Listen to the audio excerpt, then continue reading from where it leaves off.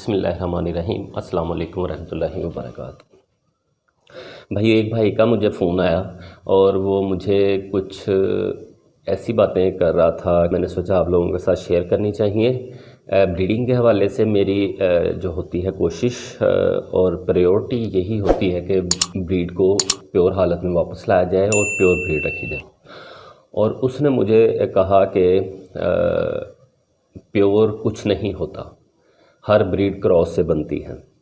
تو میں نے اس بھائی کو کہا کہ آپ کی یہ بات بالکل ٹھیک ہے کہ ہر بریڈ کراس سے بنی ہوئی ہے اور بنتی ہے، اور بریڈ بنانا اگر اتنا آسان ہوتا تو آج کل لوگ یہ نہ کہہ رہے ہوتے کہ یہ علی والے ہیں، یہ اناسی والے ہیں، یہ دیوان والے ہیں، یہ عبداللہ والے ہیں۔ وہ لوگ جنہوں نے نسلیں بنائیں وہ نسلوں کو سمجھتے تھے کہ نسلیں بنانی کیسے ہیں،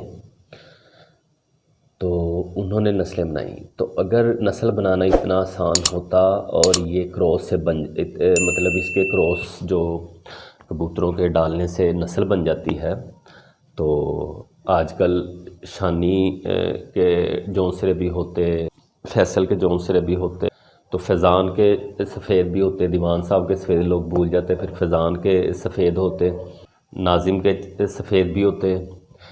تو کراس جو ڈالنا ہوتا ہے کبوتر کا بھائی، وہ ایسے نہیں ہوتا کہ کبوتری پکڑی اور کبوتر پکڑا، ان کو کراس کر دیا اور نسل تیار، ایسے نہیں ہوتا۔ ان کی ساری چیزوں کو بیلنس رکھنا پڑتا ہے کہ ان میں ڈیفیشنسی کوئی نہ آئے، اور ایک جگہ پہ جا کے ان میں پروں کی کمپلیشن ہو جائے، آنکھ کی کمپلیشن ہو جائے اور کلر کی کمپلیشن ہو جائے۔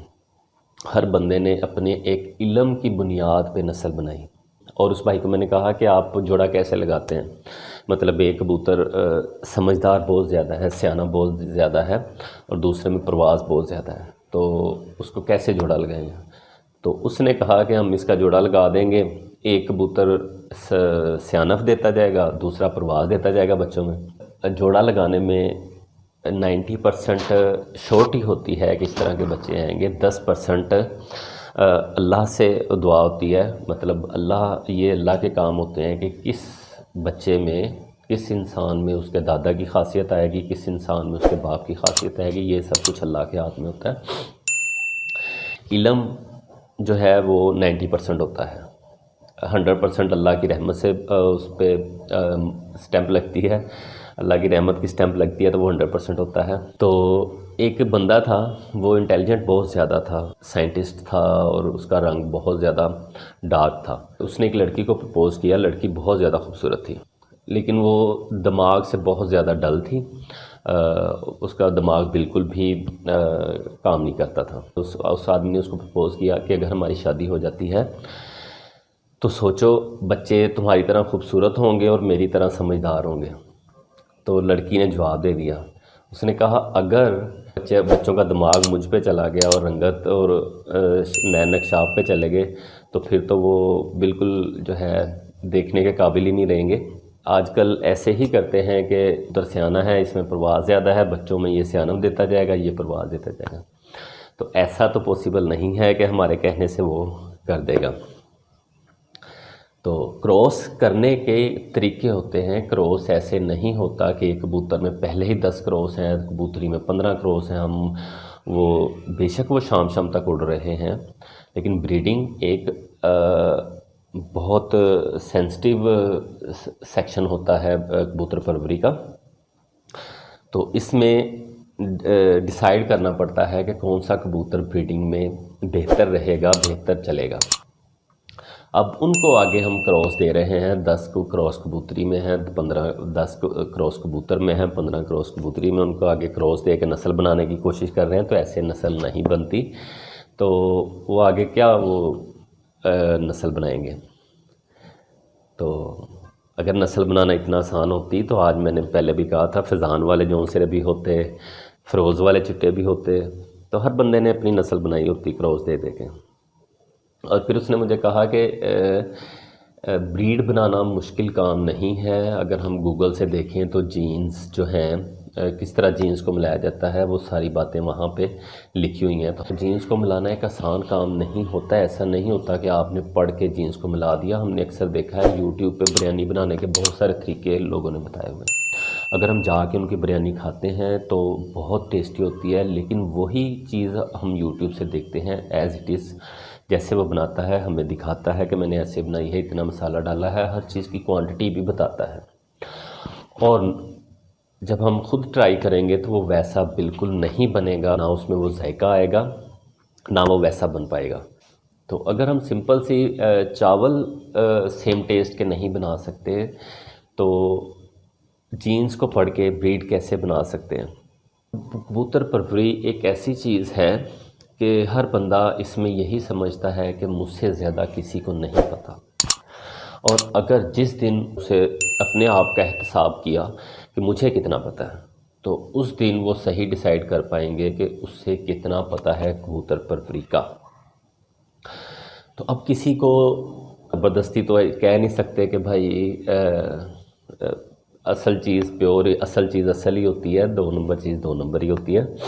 کبوتر پروری کسی کو سمجھانا بہت آسان ہے، چاہے وہ ڈل مائنڈ کا بندہ ہے، چاہے وہ انٹیلیجنٹ ہے، جو بھی ہے، اس کو کبوتر پروری سمجھانا بہت آسان ہے۔ لیکن کسی کو یہ چیز سمجھانا کہ تمہیں استاد کی ضرورت ہے، تمہیں کبوتر پروری سیکھنی پڑے گی، یہ بہت مشکل کام ہے، یہ ہم کسی کو نہیں سمجھا سکتے۔ تو یہ جب ہم خود کا احتساب کریں گے، خود کو ایک پلڑے میں ایک ترازو میں رکھ کے دیکھیں گے، تب ہمیں پتہ چلے گا کہ ہمیں کبوتر پروری کا کتنا پتہ ہے۔ اب دور جدید آ گیا ہوا ہے، بات تو مثال تو مناسب نہیں ہے، اگر کسی بھائی کو دل آزاری ہو تو معذرت، دیکھنے میں بہت جدت آ گئی ہوئی ہے، لیکن اگر ہم نوٹ کریں تو پہلے لوگ ایسے نہیں کرتے تھے، اور ان میں وفاداری بہت زیادہ ہوتی تھی۔ پہلے لوگ جو بات کرتے تھے انہیں لکھنے کی ضرورت نہیں پڑتی تھی کہ ہم بھائی تمہارے ساتھ کمٹمنٹ کر رہے ہیں تو ایک دفعہ لکھ لیں۔ تو اب لکھنے کی ضرورت پڑتی ہے، کیونکہ اب وفاداری اور اعتبار نہیں رہا۔ وہ سادہ لوگ تھے، پیور لوگ تھے، اور وہ اپنے ہر خاندان اپنے خاندان میں ہی شادی کرتا تھا، بچوں کی دوسرے خاندان میں نہیں کرتا تھا، پریفر ان کی اپنے خاندان میں ہی ہوتی تھی، خاندان سے اگر نکلیں تو قبیلے میں، مطلب اپنی ذات کے اندر، اپنی کاسٹ کے اندر رہ کے وہ شادیاں کرتے تھے۔ تو فرق تو بہت پڑ گیا ہوا ہے۔ اگر اب دور میں جدت آ گئی ہوئی ہے تو وفاداری اور اعتبار ختم ہو گیا ہوا ہے۔ تب جدت نہیں تھی لیکن وفاداری اور اعتبار تھا۔ خیر اس نے مجھے کہا کہ آپ ایسے پیور کے پیچھے بھاگ رہے ہیں، پیور کچھ نہیں ہوتا بھائی، پیور ہی ہوتا ہے، اصل چیز اصل ہی ہوتی ہے۔ تو میں آپ کو زبردستی آپ پہ مسلط نہیں کر سکتا یہ بات اپنی، یہ تو آپ جب اپنا احتساب کریں گے، اپنے آپ کو ایک پلڑے میں رکھیں گے، ترازو میں رکھیں گے، تب ہی آپ صحیح بات کو ڈیسائیڈ کر سکیں گے۔ اور ہم نے جو سیکھا ہے، ہم نے مشاہدوں سے نہیں سیکھا، ایسا نہیں سیکھا کہ میرے پاس 10 کبوتر ہیں، وہ شام تک اڑ رہے ہیں، اب جیسا ہڈی جوڑ اس کا ہے، بس میں نے فائنل سٹیمپ لگا دی کہ یہی ہڈی جوڑ اور یہی جوڑوں کے بچے اڑتے ہیں، جس جوڑے کے بچے میرے پاس اڑ رہے ہیں میں نے اس کو دیکھ لیا، اس کا ہڈی جوڑ کیسا ہے، پر کیسا ہے۔ ہم نے ایسے نہیں سیکھا، یہ سینہ بسینہ علم ہے، ہم نے ایک استاد سے سیکھا ہے، باقاعدہ استاد سے، اور ان جیسا استاد آئی ڈونٹ تھنک کہ پاکستان میں ہوگا کہیں۔ باقاعدہ ایک علم ہوتا ہے، سیکھنے والی بات ہوتی ہے۔ کبوتر کو دیکھ کے سب کچھ پتہ چل جاتا ہے کہ یہ آگے اس کے بچے کیا کریں گے، یہ خود کیا کرے گا اور کیسے کیسے کرے گا، اسی حساب سے ہم اس کی بریڈ چلاتے ہیں۔ اس کو یہ کبوتر کو اگر کبوتر میں زیادہ کراس ہیں تو اس کو بھی واپس اپنی پیور حالت میں لایا جا سکتا ہے، لیکن اس کو ٹائم بہت زیادہ لگتا ہے۔ اگر پیور کچھ نہیں ہوتا تو پھر اکثر زبانوں پہ آپ نے سنا ہوگا یہ پیور علی والے ہیں، یہ پیور سیالکوٹی ہیں، یہ پیور ڈب والے ہیں، یہ پیور کمگر ہیں، یہ پیور بانکے ہیں۔ تو اگر پیور کچھ نہیں ہوتا تو اتنی زبانوں پہ پیور کا لفظ بھی نہ ہوتا، لوگ پیور لفظ کا سہارا لے کے اپنے برڈز نہ سیل کرتے۔ پیور کچھ تو ہے جو سب لوگ پیور کا سہارا لیتے ہیں۔ تو بہرحال بھائی یہ تجربے سے باتیں آپ کے علم میں آئیں گی، آپ تجربہ کریں گے تو آپ کو پتہ چلے گا، اور اپنے کبوتروں سے، اپنے جو گھر کے کبوتر ہیں 10 12 15 20 50 100 کبوتر، ان سے باہر نکلیں گے، دوسرے کبوتروں کو دیکھیں گے تو آپ کو اپنے کبوتروں میں فرق نظر آنا شروع ہو جائے گا۔ آپ کی جو گوگل کی اور آپ کی اپنی ایکسپیریمنٹ ہے، تجربہ ہے، اس میں آپ کو پتہ چل جائے گا کہ مزید امینڈمنٹ کی ضرورت ہے، مزید سیکھنے کی ضرورت ہے۔ انسان سیکھتا رہتا ہے، سیکھتا رہنا چاہیے۔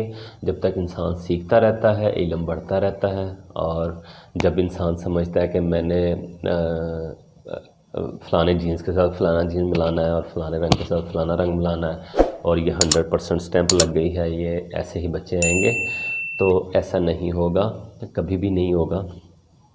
تو سم ٹائم تکا لگتا ہے، آپ ایک وہ تو بچوں کا بھی لگ جاتا ہے، کبوتر دڑبی سے جوڑا لے آئے، اس کے بچے اڑنا شروع ہو گئے، ایسا ہو جاتا ہے، بچے اڑ جاتے ہیں، اور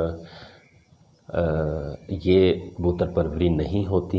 کسی کبوتر کے بچے اڑ کے واپس آئیں، گرے نہیں، یہ ایک بہت سمپل سا کام ہے کبوتر پروری میں، لیکن آج کل جس کبوتر جوڑے کے بچے گھر واپس آ جاتے ہیں، لوگ اس کی 100% گارنٹیاں دیتے ہیں، اور یہ کبوتر پروری میں ایک معمولی سا کام ہے کہ کبوتر اڑ کے واپس آئے اور گرے نہیں۔ ہر استاد کا، ہر بندے کا ایک اپنا سوچ کا لیول ہوتا ہے۔ تو ایک استاد ہیں انڈیا کے، فوت ہو گئے ہوئے ہیں، پرانے استادوں میں سے تھے، ان کا یوٹیوب پہ میں سن رہا تھا، انہوں نے اپنے شاگرد کو کبوتر دیے، ایک جوڑا انہوں نے نیا لگایا تھا، اس کے بچے انہوں نے کہا اس کو ٹرائی کرنے ہیں، اس کے بچے نکلے، اڑے، دیوار پہ بیٹھے، دیوار پہ بیٹھ کے اڑ گئے، اڑنے کے بعد وہ آئے چھت پہ نیچے اترے، تو اس نے شام کو استاد کو بتایا کہ بچے دیوار سے اڑے تھے، چھت پہ بیٹھے ہیں، گھر واپس آ گئے ہیں، بہت اچھا جوڑا۔ تو استاد نے کہا نہیں، جوڑا غلط ہے، جوڑا ہمیں چینج کرنا پڑے گا۔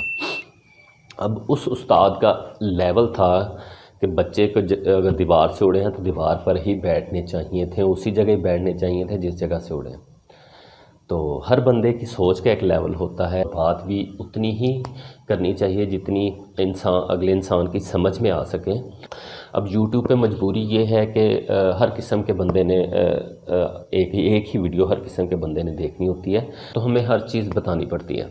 بھائی اپنے لیول کو انکریز کریں، یہ کچھ نہیں ہے کہ آپ نے ایک جوڑا لگایا، اس کے بچے واپس گھر آ رہے ہیں، 100% تو پاسبل ہی نہیں ہے، اس کے 5 6 بچے واپس آ رہے ہیں اور آپ کہہ رہے ہیں گارنٹی والا جوڑا ہے۔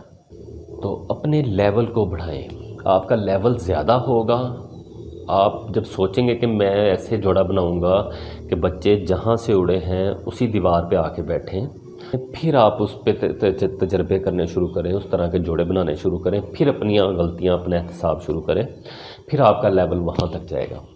تو کسی کو میری بات بری لگی ہو تو معذرت، اور جس بھائی نے مجھے فون کیا تھا ان سے بھی معذرت۔ سوچنے کا، کبوتر پروری میں اگر ہمارا سوچنے کا سٹینڈرڈ ہائی نہیں ہوتا تو ہم بس اسی جگہ پہ پھنسے رہیں گے کہ یہ بس جو ہے نا، جو کبوتر اڑ رہا ہے اس کو دیکھ لو، اس کے پر دیکھ لو، اس کے ڈیجور دیکھ لو، بس یہی آپ نے سیکھ لیا کبوتر پروری۔ تو اس طرح سے اتنی کبوتر پروری نہیں ہوتی۔ دعا کیجیے گا۔ اس کے ساتھ اجازت دیں، نیکسٹ ویڈیو میں ملاقات ہوتی ہے۔ السلام علیکم ورحمۃ اللہ۔